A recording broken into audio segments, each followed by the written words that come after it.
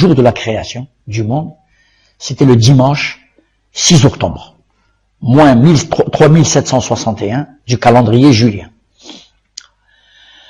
En revanche, le calendrier des Berbères égyptiens a été conçu aux environs de 3150 avant Jésus-Christ, c'est-à-dire durant la période tinnite. Il est la première réalisation connue de l'application des nombres à des observations précises, dont nous gardons à ce jour le témoignage. Il est le résultat de 50 années d'observation réalisées sur les intervalles entre les crues fluviales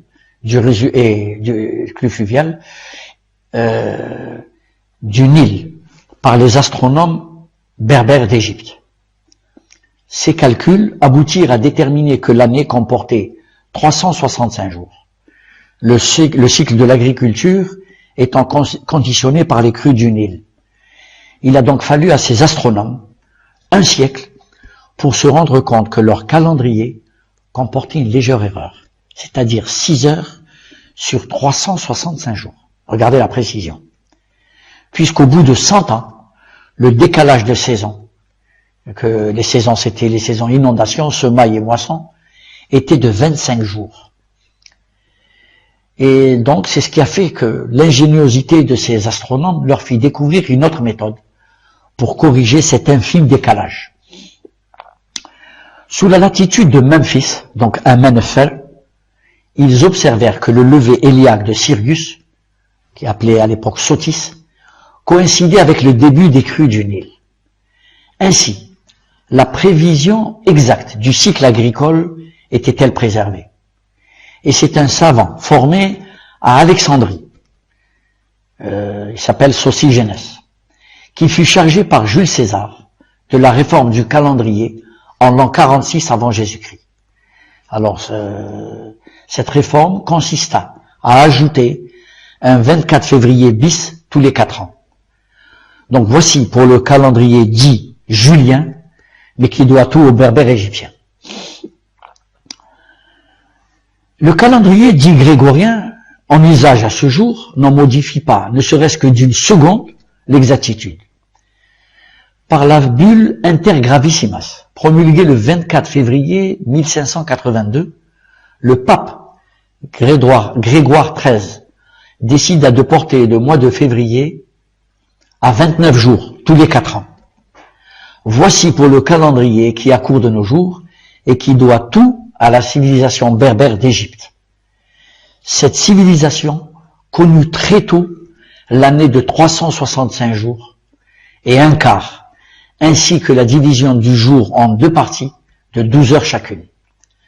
De même que le système de calcul par 10 et par 12, l'ensemble 60, incluant la division en 360 degrés, la division du cercle en 360 degrés, le degré en 60 minutes et la minute en 60 secondes. Alors, nous en arrivons à la proposition pour marquer l'an 1 de ce calendrier berbère. Je pense que le Haut Commissariat à la Mazérité devrait se pencher sur ces données historiques, géographiques et linguistiques pour déterminer de façon objective l'an 1 du calendrier berbère.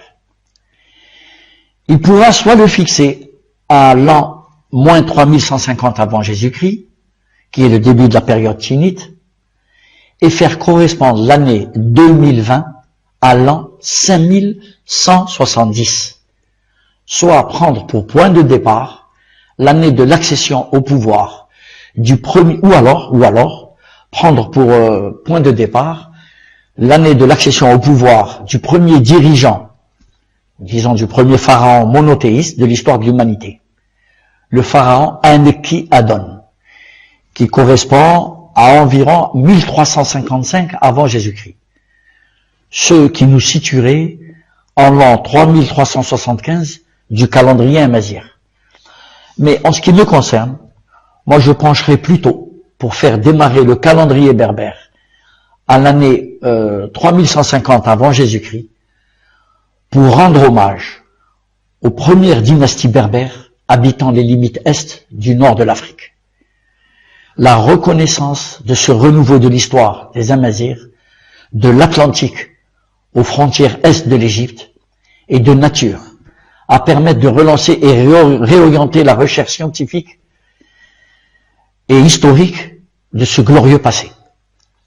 Puisse l'adoption de ce calendrier berbère encourager notre jeunesse, à l'instar de nos lointains ancêtres, pour s'inspirer de leur exemple en s'investissant dans la recherche du savoir dans toutes les matières, qu'elles soient scientifiques, philosophiques ou même astronomiques.